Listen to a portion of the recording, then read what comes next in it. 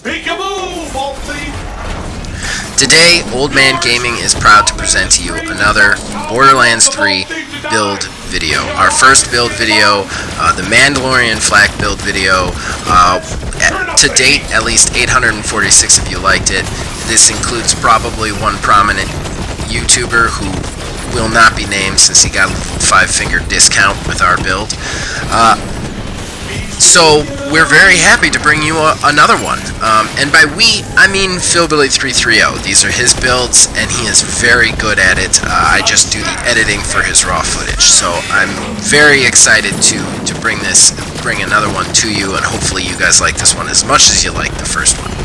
And I just want to really quickly say, please comment below with certain builds that you'd like, especially Zane and Amara, since there are two prominent YouTubers we don't want to steal from, so we would rather have requests of certain build types before we start making our own builds. And again, by we, I mean Philbilly330. He does an amazing job, and thanks to him for this. So enjoy, without further ado.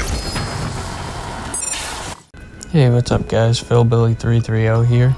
You guys just watched my kill with this Moze build against Agonizer 9000.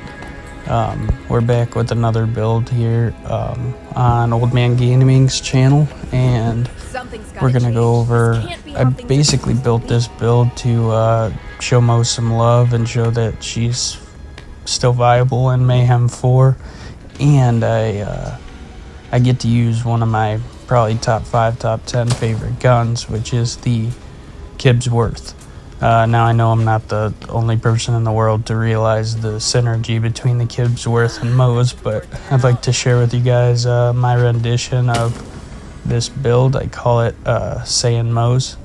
We'll go here and we'll respec, and then we will go over the skill tree. I can work with and just plugging it away. If you guys enjoy these videos, I like making them. If you guys enjoy them, please give the channel a thumbs up and subscribe. We'd greatly appreciate it.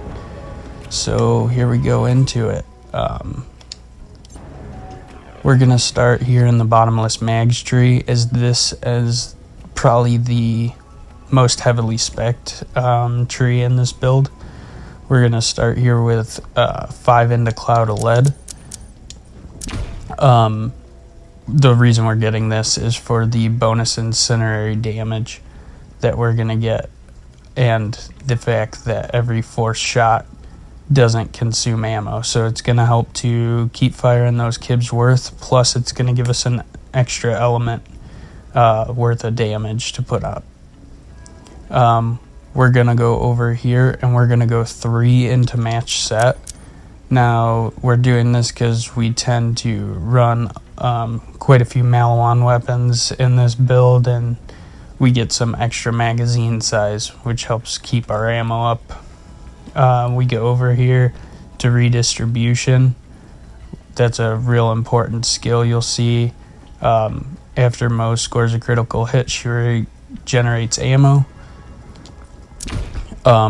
This build it's pretty cool, especially if you're the type of person that just likes the hectic play style. Like, you'll see, I'll plug in a clip of me running through Athena's, which is one of my favorite maps, and you'll see like your health bars bouncing all over the place. But if you play this build correctly, you will be able to really be almost invincible. You'll see what I mean. But okay, so we'll go into Stoke the Embers. Increases our incendiary damage that we're getting from Cloud of Lead, so we'll go 3 points into that. We're gonna go 5 points into Scorching RPMs, which is gonna increase our fire rate and critical hit damage. We're going to go 5 points into the Iron Bank, which increases our magazine size. We're going to go into Some for the Road.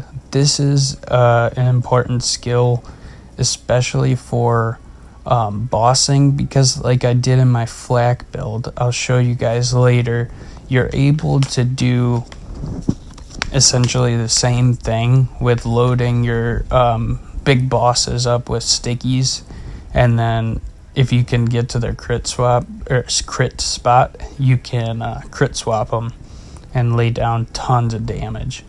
So we'll put 1 point into there. Now we really want to get down here to Forge.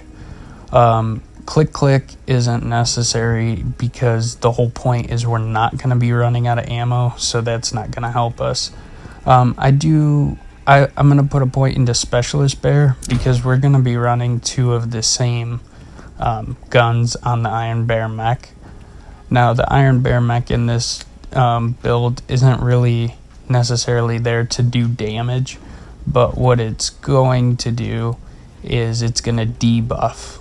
We're going to be in and out of the Iron Bear a lot, so we just need 1 more point to get to the bottom. We're going to go over here to Scrappy and drop a point into there. It'll, while we're moving, which you're pretty much always moving with this build, it'll increase our handling, weapon swap, and mode switch speed. Now, really, for this build, because we're running the Kib's Worth, our biggest gain we're getting out of this is going to be the mode switch. So we'll drop that point there. That allows us to get down to Forge, and we'll constantly regenerate ammo for the currently equipped weapon. So we're going to pop that in there. Next, we're going to go over to the Demolition Woman tree. Since our main gun, being the Kib's Worth, deals explosive damage, we're going to pick up some extra damage here in this tree. So we're going to go 5 points into fire in the Skag Den. We're going to get even more incendiary damage off of splash damage, which the Kib's Worth does deal. We're going to go into means of destruction. So when we deal splash damage, we're going to have a chance to add ammo to her currently equipped magazine. We can also get grenades back for this, and this build does revolve a lot around the use of grenades, which is kind of cool because in Mayhem 4, grenades don't really seem to scale damage-wise, but Moze can make that work, and will do some substantial damage with those grenades. We're going to go, just to get down to the next tree, we need 2 more points, or the next skill, we need 2 more points. We're going to go here into Grizzled. This is going to, when we kill an enemy, it'll reduce our cooldown time, and we are jumping in and out of Iron Bear as much as possible to get the some buffs that you'll see when we get into the gear. So this is an important skill. Pull the Holy Pin. Moze's grenades have a chance to score a critical hit. So because we're scoring critical hits with grenades, it allows us to replenish more ammo. So we're going to drop 3 points into this.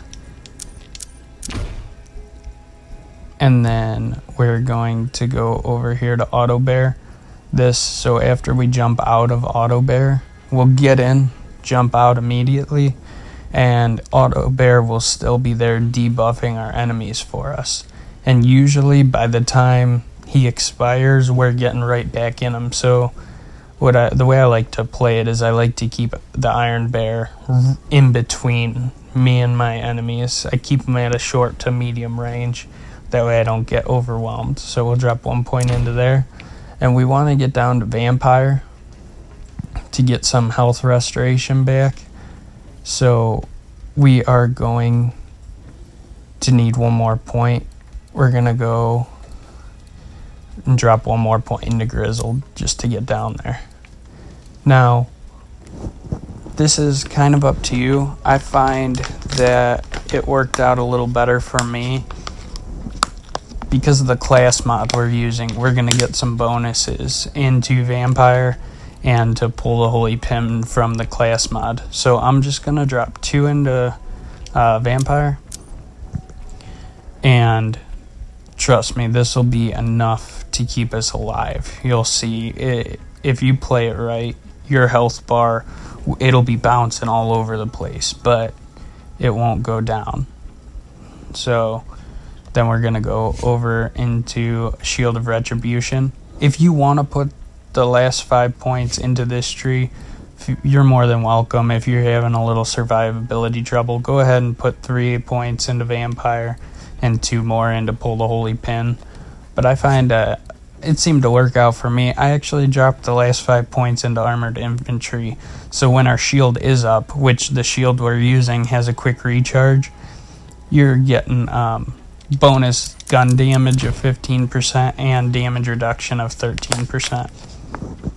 So what that's going to allow us to do is just it'll be proccing in and out all the time. You'll see how in the gameplay we put our shield just jumps all over the place.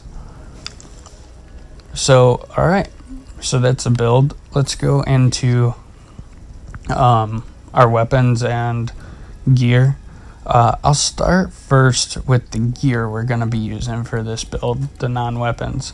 So we're going to be using this Blastmaster class mod.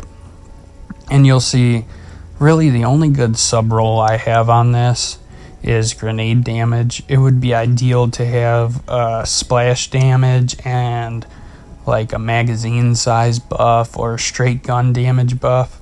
But that's what's kind of cool about this build. None of my gear really is super optimized except for my grenade, which I'm proud of that I found, and it's pretty essential to the build to have a grenade that either is exactly this or at least the same grenade without the anointment to be able to keep our health proccing off of our other skills, off of Vampire. So we're gonna put on the Blastmaster class mod. There we go. And I'll show you too what's really nice about this mod. You want to, if you have one with a point into redistribution, so that's gonna help us regenerate even more ammo, which is important in this build. And then see how it also put the 2 points into Pull the Holy Pin here, as well as Vampire. So we'll be getting 16% of missing health per enemy hit with a grenade, which is quite a lot of enemies are going to be getting hit, because we're going to be, you play this build, if you're on a controller, you're playing it with 2 fingers. You're just constantly chucking grenades while you're shooting. So we'll go back into our build, our inventory here. As far as shields go, our survivability is all off of chucking grenades and getting our health back up with Vampire. We're actually running the Big Bloom Blaster, and what this is going to do is it drops boosters that restore your shield, grenade, and heavy ammo. What's really important is the grenade regen. This is going to ensure that we can just consistently chuck those grenades like crazy, and we're never going to run out of grenade ammo in this build. Doesn't have the best capacity, but it does have a short delay and a pretty fast recharge rate. So that the shield will be up, which is why we did take the 1 skill in the Shield of Retribution tree. Right there. Because our shield will be up. So, as far as grenades, now this is probably the most important aspect to this build. We're going to be running this Cloning Maddening Tracker. Now, what's important about this grenade is it's homing, a divider, and a MIRV. Those are the really important things that you're looking for a grenade in this build. And what it's going to do is it's going to split into 2 grenades as soon as you throw it. When those hit, they're going to spawn 3 MIRV grenades. So you got, that's 6 grenades basically for each grenade thrown, and they're going to home in on enemies. So each grenade is going to hit 6 different targets, which is going to proc Vampire, which is going to give us tons of health regen, and you're constantly throwing these things. So you're always going to have health coming in faster than the enemies can chunk it off.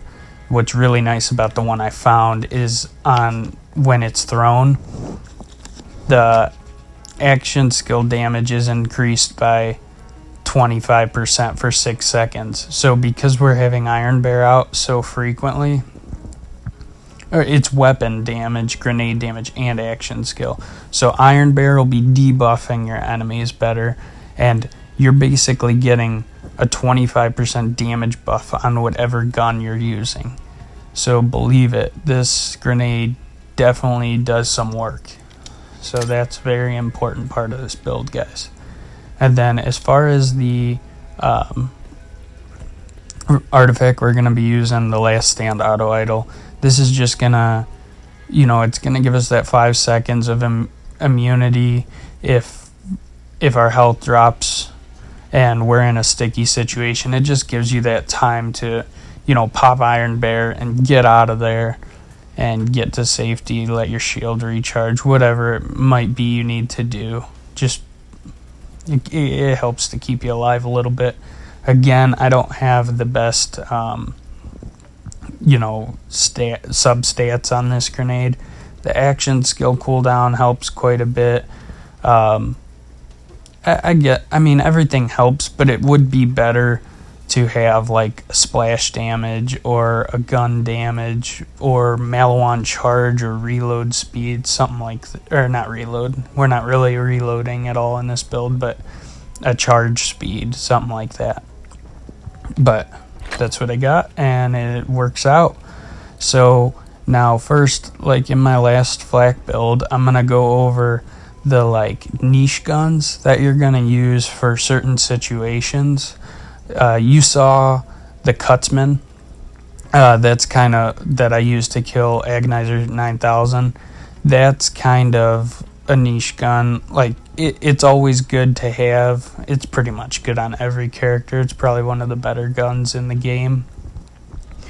So that you can use these of any element, and it's gonna get you out of some sticky situations.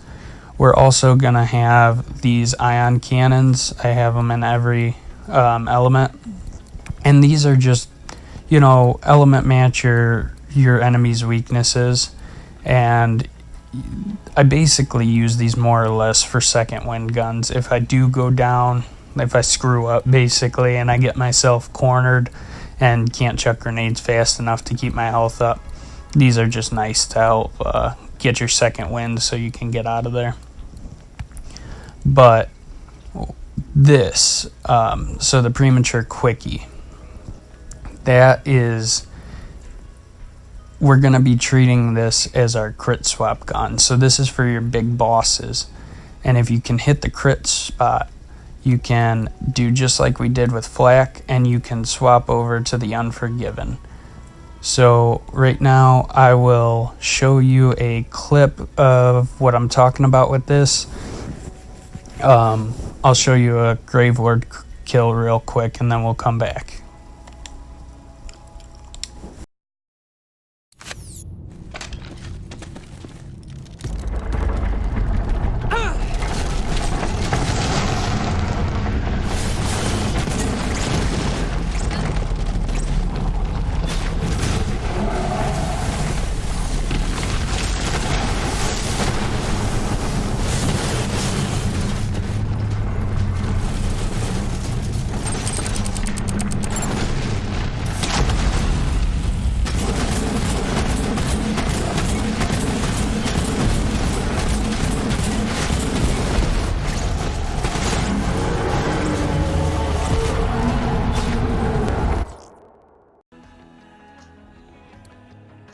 Alright, so you guys saw how we can straight up just melt some bosses in this game using the crit swap method again.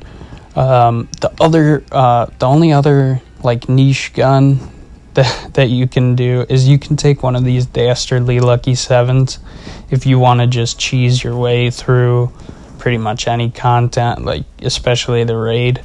at Malawan Takedown. You can put this on, and I'm sure everyone knows how it works. You just keep reloading it until you get like 4 out of 5 on the rolls. So that way you're getting the 7 shots. The explosive and the auto crit are probably the most important. And when you do that, I would, if you're using this gun, I would just throw Jacobs in every other slot to boost your magazine size even more with the match set skill. And you can basically just cheese your way through any of that content. It's fun, but it's kind of cheap. But hey, whatever's fun to keep you going in this game. But yeah, that's always an option. You can take the Lucky 7 and just brain dead, kill everything. But yeah, but our main loadout is obviously, as I stated, the Kibsworth. So I have a binary mocking, which is the ×3, and I have the eviscerating, which is just a ×2. They both do great work. My anointments on them, they're okay. If you optimally, you would want to get like on action, skill end, or after exiting Iron Bear, an extra element. So like, maybe shock or whatever, an extra element for the next 2 mags, because the short time on this doesn't work as well as it does with like Flak or an Amara, because you're not getting in and out of your action skill quite as fast because it's Iron Bear and it has a longer cooldown. But if you get one that has the next 2 magazines anointment, the whole point is you're really not reloading these guns very often, so that will definitely continue the bonus damage through your next jumping into Iron Bear. So you can constantly have that proc. I just unfortunately don't have them with that anointment on it. But I have one that does cryo and radiation. So those come in handy. I like to run the cryo when I'm soloing the Slaughter Shaft. When I'm doing the raid, I typically run the radiation in the first half with this gun until I get to like, obviously, any of like the Kraken. Then I'll switch over to this one, which is shock and corrosive, and I'll swap to the corrosive. But yeah, you can wreck any of the armored enemies with this.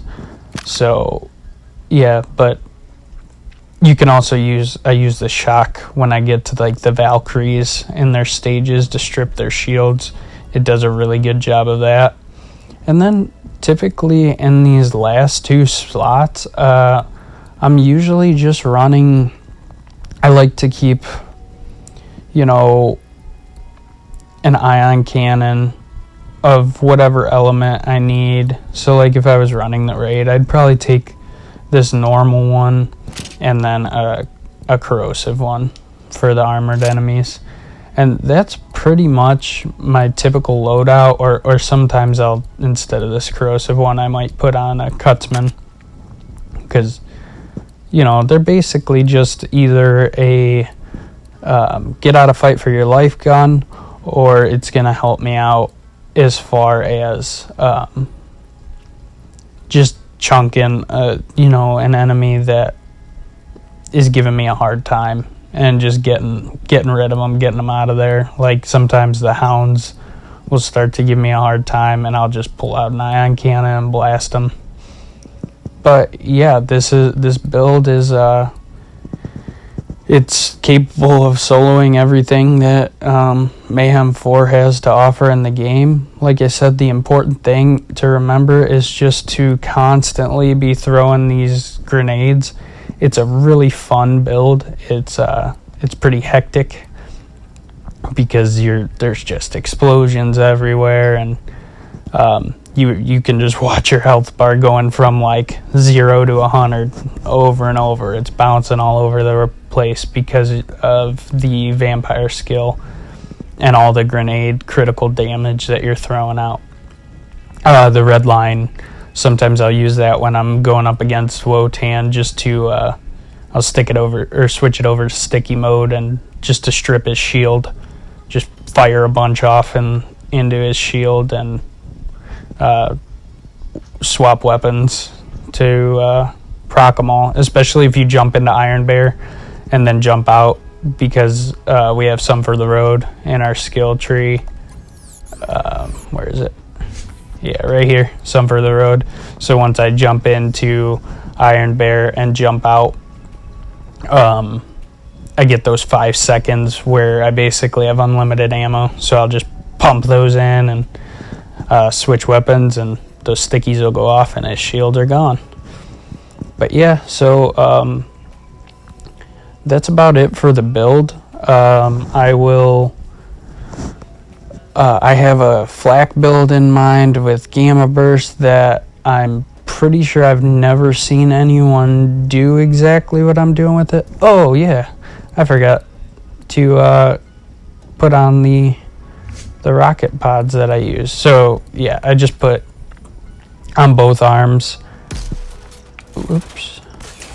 I put this and then the rocket pods, and then I go to target softening. So they're not really to do damage, it's just to debuff your enemies. You get that extra 15% of damage on them. And since you have auto bear, when you hop out, your iron bear will continue to debuff enemies. So I'd usually, I think you'll see when I go into Athena's after the build that I kind of just like stand right next to Iron Bear, so he takes most of the grunt and I just fire through him. But yeah, it's a really fun build. Let me know what you guys think. If you have any suggestions for some builds you want to see, I know Zach is probably going to challenge me with a Moze build that's centered around Iron Bear, so I got my work cut out for me, but I'm sure I can make something work. But yeah, if you guys enjoyed it, leave a like, subscribe. I know on this particular build I don't have the best gear, but if you need any of the gear, I'm more than willing to send it to you if you're on Xbox. And same goes for my other flak build that I have out there. So yeah guys, thanks. If you want to stick around, you can see me running the build through Athena's, which is, I picked that map just because it has a lot of different enemy types. So, and I go all the way through to Trant, and I show that you can even do some bossing with the Gibbsworths here. So yeah, alright, you guys have a good one, and we will catch you on the next one. Later.